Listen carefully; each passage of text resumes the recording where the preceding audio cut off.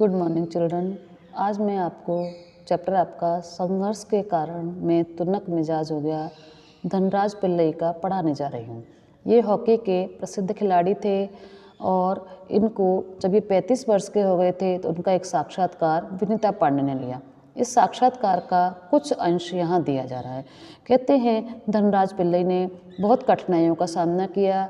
इनको जब ये स्टिक थी, ये हॉकी खेलने के लिए इनके पास स्टिक नहीं थी, तो इनको इनकी बड़े भाई की स्टिक लेनी पड़ी और उसका इंतज़ार भी करना पड़ता था।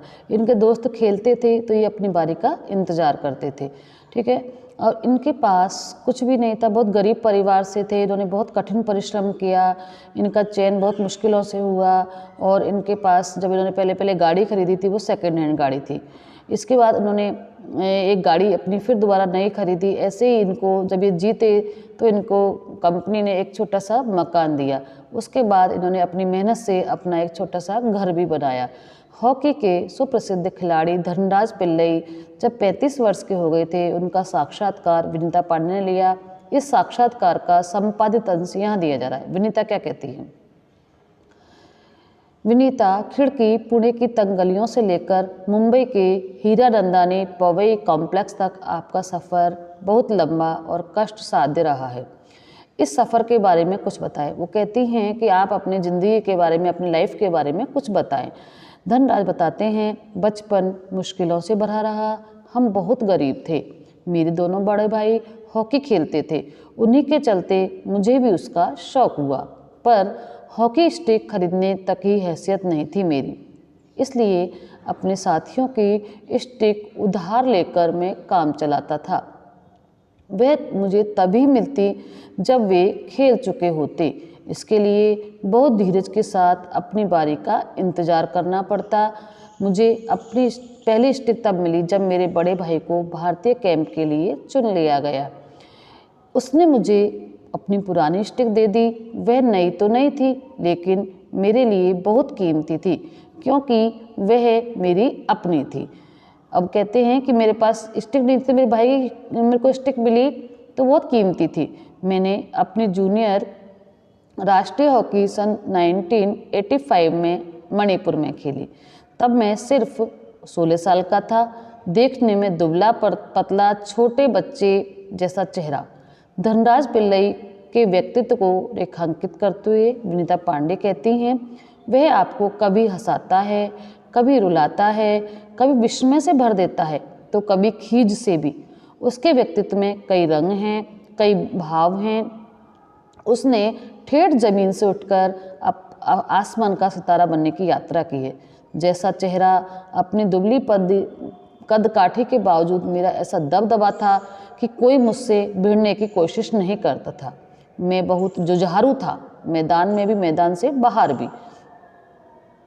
86 में मुझे सीनियर टीम में डाल दिया गया और मैं बोरिया बिस्तर बांधकर मुंबई चला गया। उस साल मैंने और मेरे बड़े भाई रमेश ने मुंबई लीग में बेहतरीन खेल खेला। हमने खूब धूम मचाई। इसी के चलते मेरे अंदर एक उम्मीद जगी, मुझे ओलंपिक के लिए नेशनल कैंप से बुलावा जरूर आएगा, लेकिन नहीं आया। नाम 27 खिलाड़ियों की लिस्ट में भी नहीं था। बड़ी मायूसी हुई, मगर एक साल बाद ऑलविन एशिया कप के लिए मुझे चुन लिया गया। तब से लेकर आज तक मैंने पीछे मुड़कर नहीं देखा। वो कहते हैं, मैंने पीछे मुड़कर नहीं देखा। विनीता, आपका विद्यार्थी जीवन कैसा था? वो कहती हैं, आपका विद्यार्थी जीवन कैसा था? तो कहते हैं कि मैं पढ़ने में बहुत फिसड्डी था। किसी तरह 10वीं मैंने पास की। आगे मामला बहुत कठिन था, यानी 10वीं तक ये पढ़े थे। मगर मैं हॉकी खिलाड़ी ना होता तो शायद एक चपरासी की नौकरी मुझे नहीं मिलती। आज मैं बैचलर ऑफ साइंस या आर्ट्स भले ही ना हूँ, पर मैं गर्व से कह सकता हूँ कि मैं बैचलर ऑफ हॉकी हूँ। मेरी शादी के लिए मुझे मास्टर ऑफ हॉकी कह सकते हैं। विनीता, आप इतने तुनक मिजाज क्यों हैं? वो कहती हैं, आप इतने तुनक मिजाज क्यों हैं? कभी कभी आक्रामक क्यों हो जाते हैं? धनराज, इस बात का संबंध मेरे बचपन से जुड़ा हुआ है। मैं हमेशा से ही अपने आप को बहुत असुरक्षित महसूस करता रहा। मैंने अपनी माँ को संग देखा है। उसने हमारे पालन पोषण में कितना संघर्ष किया। मेरी तो नकमिजाजी के पीछे कई वजह हैं, लेकिन मैं बिना लाग लपेट वाला आदमी हूँ, सीधा कह डालता हूँ।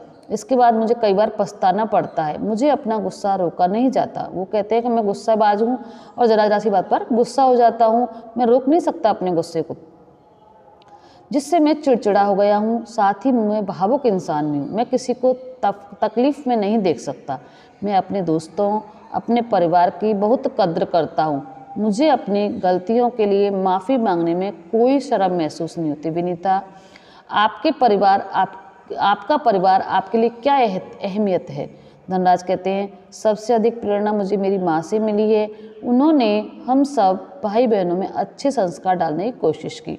मैं उनके सबसे नज़दीक हूँ। मैं चाहे भारत में रहूँ या विदेश में, रोज़ रात में सोने से पहले माँ से ज़रूर बात करता हूँ। मेरी माँ ने मुझे अपनी प्रसिद्धि को विनम्रता के साथ संभालने की सीख दी है। मेरी सबसे बड़ी भाभी कविता भी मेरे लिए माँ की तरह है। वह भी मेरे लिए प्रेरणा का स्रोत रही है। विनीता, आपने सबसे पहले कृत्रिम घास पर हॉकी कब खेली? धनराज कहते हैं, मैंने सबसे पहले कृत्रिम घास तब देखी जब राष्ट्रीय खेलों में भाग लेने 1988 में नई दिल्ली आया। मुझे याद है कि किस तरह सौम्या, जोकविम, कार्वाल्हो मुझे एक कोने में ले जाकर कृत्रिम घास पर खेलने की तरीके बता रहे थे। जब वे बताने में लगे हुए थे, मैं झुक झुक कर उस मैदान को छू रहा था। मुझे विश्वास ही नहीं हो रहा था कि विज्ञान इस कदर तरक्की कर सकता है जिससे कृत्रिम घास उगाई जा सके। विनीता कहती है, हर युवक का अपना सपना होता है कि उसके पास अपनी कार हो। ठीक है, सब बच्चों का सपना होता है, जब वो अपने उस पर हो जाते पैरों पर खड़े तो उनको कहता है कि मैं अपने एक कार खरीदूं। तो आपने कब खरीदी थी? मेरी कार एक सेकंड हैंड अरमाड़ा थी जो मुझे मेरे पहले के एम्प्लॉयर ने दी। तब तक मैं काफ़ी नामी खिलाड़ी बन चुका था, मगर कोई ज़रूरी नहीं कि शोहरत पैसा साथ लेकर आए। मैं तब मुंबई की लोकल ट्रेनों में, बसों में सफ़र करता था, क्योंकि टैक्सी में चढ़ने की हैसियत मुझ में नहीं थी। मुझे याद है, एक बार किसी फोटोग्राफर ने एक भीड़ से भरे रेलवे स्टेशन पर मेरी तस्वीर खींचकर अगली सुबह अखबार में छाप दी। हॉकी का सितारा पिल्लई अभी भी मुंबई की लोकल ट्रेनों में सफ़र करता है। उस दिन मैंने महसूस किया कि मैं एक मशहूर चेहरा बन चुका हूँ। मुझे लोकल ट्रेनों से सफ़र करने से बचना चाहिए, लेकिन मैं कर ही क्या सकता था। मैं जो भी थोड़ा बहुत कमाता था उससे अपना परिवार चलाना पड़ता था। धीरे धीरे पैसे जमा करके बहन की शादी की और अपनी माँ के लिए हर महीने पुणे पैसा भेजना शुरू किया। आज मेरे पास एक फोर्ड आइकॉन है जिसे मैंने सन 2000 में ख़रीदा, मगर वह किसी कॉरपोरेट हाउस का दिया हुआ तोहफा नहीं, वो मेरी मेहनत की गड़ी कमाई से खरीदी हुई कार है। विनीता कहती है, सफलता का आपके लिए क्या महत्व है? हॉकी को आपने इतना कुछ दिया, उसके बदले आपको क्या मिला? वो कहते हैं, कुछ रुपए इनाम में मिले थे, मगर आज खिलाड़ियों को जितना मिलता है उसके मुकाबले में पहले कुछ नहीं मिलता था। मेरी पहली जिम्मेदारी भी परिवार में आर्थिक तंगी को दूर करना था, उन सबको एक बेहतर जिंदगी देना। विदेश में जाकर खेलने से जो कमाई हुई उससे मैंने 1994 में पुणे के भाऊ पाटिल रोड पर 2 बेडरूम का एक छोटा सा फ्लैट खरीदा। घर छोटा जरूर है पर हम सब के लिए बहुत है। 1999 में महाराष्ट्र सरकार ने मुझे पवई में एक फ्लैट दिया। वह ऐसा घर है जिसे खरीदने की मेरी खुद की हैसियत कभी नहीं हो सकती। ठीक है, अब विनीता कहती है कि सेलिब्रिटीज़ के साथ एक ही मंच पर बैठना आपको कैसा लगता है? वो कहते हैं, बहुत अच्छा। जब हम राष्ट्रपति से मिले तब महसूस हुआ कि यह हम कितने खास हैं। हॉकी ही है जिसके चलते मुझे हर जगह प्रतिष्ठा मिली। वो कहते हैं कि हॉकी ही है जिससे मैं एक प्रसिद्ध आदमी